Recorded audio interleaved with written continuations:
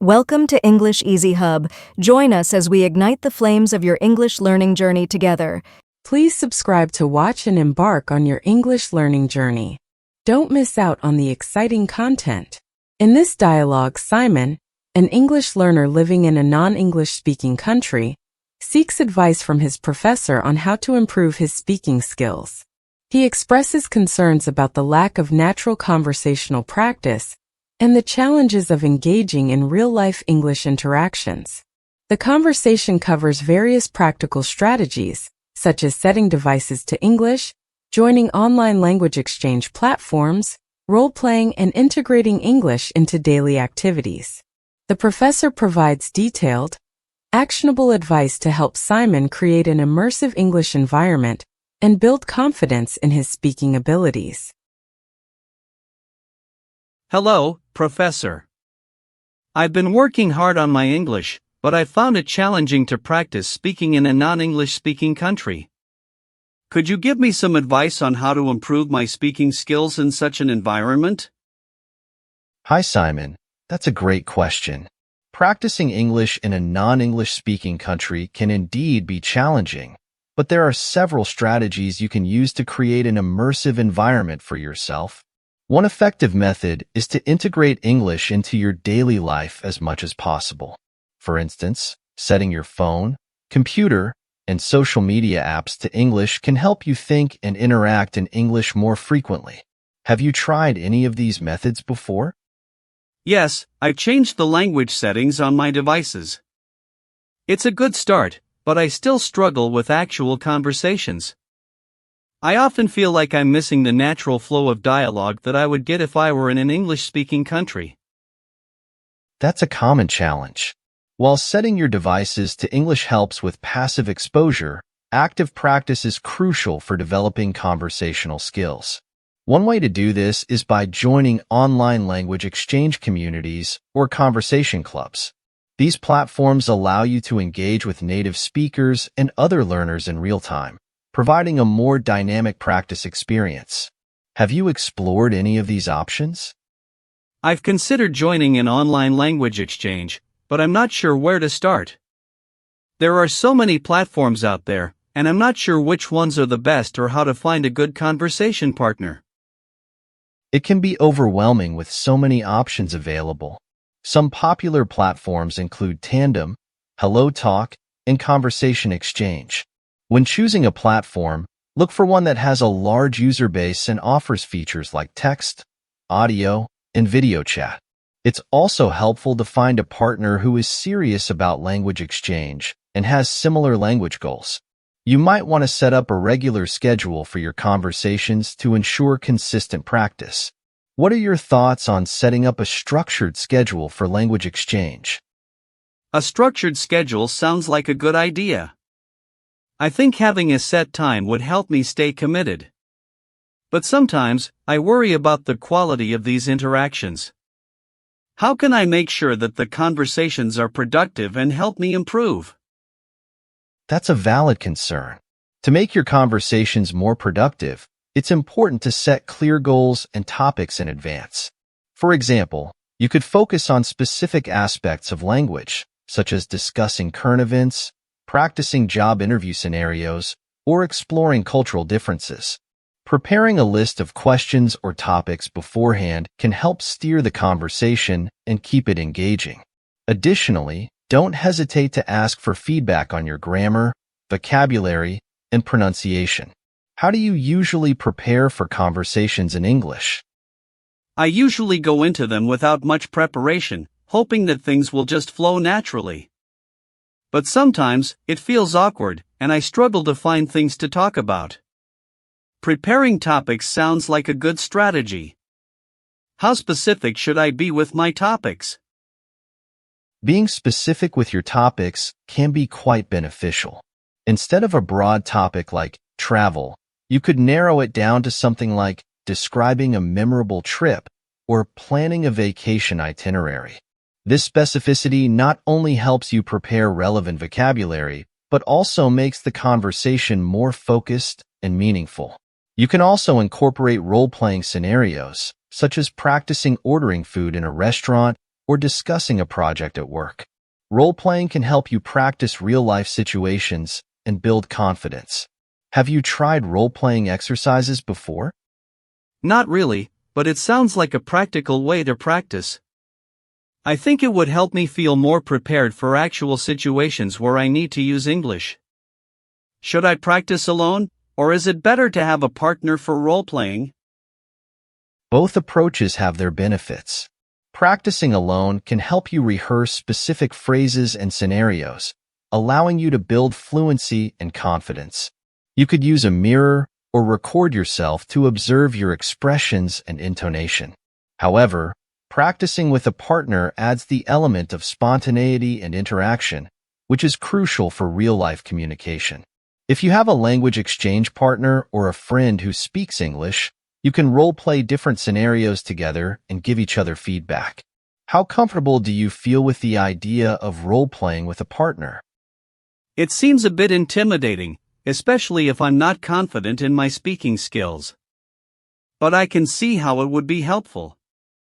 Maybe starting with a friend would be less intimidating than with a stranger. That's a good approach. Starting with a friend can help you ease into the practice without feeling too self-conscious. Remember, the goal is to practice and improve, not to be perfect from the start. As you gain confidence, you can expand your circle and even try role-playing with native speakers who might offer more nuanced feedback. Another useful technique is to record your role-playing sessions and review them later. This allows you to identify areas for improvement and track your progress over time. How do you usually assess your progress in English? I mostly rely on how comfortable I feel when speaking, but I don't have a formal way of tracking my progress. I think recording myself could help with that, but I'm not sure what specific things I should look for when reviewing the recordings. When reviewing your recordings, focus on several key aspects: clarity of speech, accuracy of grammar and vocabulary, naturalness of intonation and rhythm, and your ability to respond appropriately to different prompts or questions. Listen for any recurring mistakes or areas where you hesitate, and consider why those moments were challenging. Were you unsure of the vocabulary? Did you struggle with pronunciation? By pinpointing these areas, you can target your practice more effectively. Additionally, it's helpful to celebrate small victories, such as successfully using a new phrase or expressing a complex idea. This positive reinforcement can keep you motivated. How do you usually motivate yourself when learning something challenging like a new language? I try to set small, achievable goals, like learning a certain number of new words each week. It helps me stay focused and feel a sense of accomplishment. But sometimes, I get discouraged when I don't see immediate progress, especially in speaking. It's completely natural to feel discouraged at times, especially with a skill as complex as language learning. Remember that progress can often be slow and non-linear. To maintain motivation, try to mix in activities that you enjoy, like watching your favorite English movies or reading books you're interested in. Also, engaging with English-speaking communities, even online, can provide a sense of connection and purpose. Reflecting on your progress periodically and acknowledging how far you've come can also be incredibly motivating. It's all about finding a balance between challenging yourself and enjoying the learning process. How do you usually incorporate English into your daily life outside of structured practice sessions? I try to incorporate English by listening to podcasts during my commute and reading news articles. Sometimes I even think in English to practice formulating sentences in my head. But I think I could do more to actively engage with the language. That's a great start. Thinking in English is a particularly useful exercise because it helps train your brain to operate in the language. To take it further, you might try keeping a daily journal in English. Writing about your day, your thoughts, or even creative stories can enhance your vocabulary and help you practice constructing sentences. You could also try speaking to yourself out loud when you're alone, like describing your actions as you cook or narrating a task.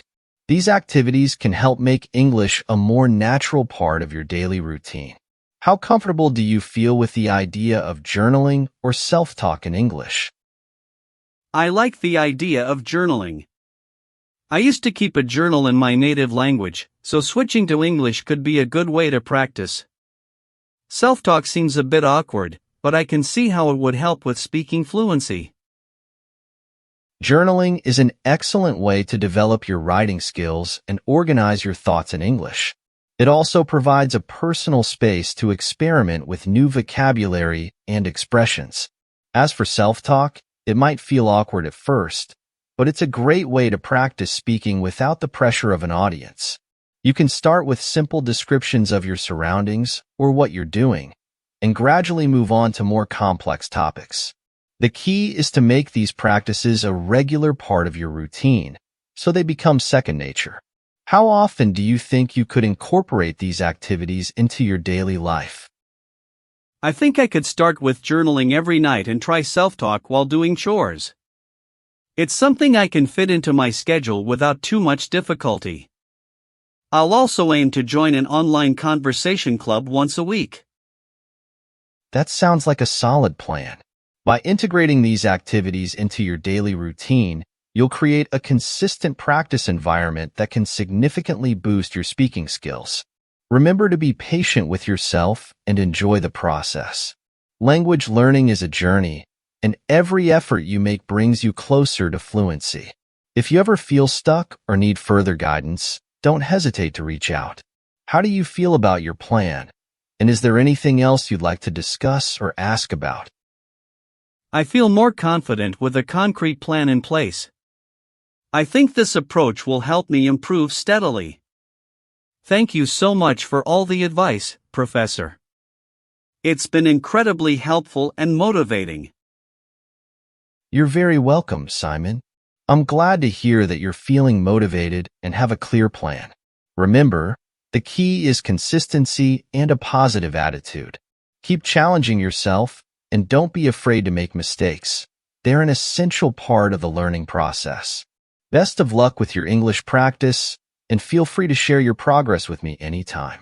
Have a great day. Thank you, Professor. I'll definitely keep you updated. Have a great day too. You're welcome. Keep up the great work, and remember, persistence is key. Looking forward to hearing about your progress. The dialogue concludes with a comprehensive plan for Simon to enhance his English speaking skills. The professor emphasizes the importance of consistent practice, setting clear goals, and embracing the learning process without fear of making mistakes. Key strategies include joining online conversation clubs, engaging in role-playing exercises, journaling in English, and practicing self-talk. The conversation underscores the value of integrating English into daily routines and maintaining a positive attitude towards language learning. Simon leaves the discussion feeling motivated and equipped with practical tools to steadily improve his fluency. The core value of this dialogue lies in its actionable advice and encouragement, highlighting the significance of persistence and creativity in mastering a new language. Thanks for watching. Remember to subscribe, like, comment, and share to keep the English learning journey alive.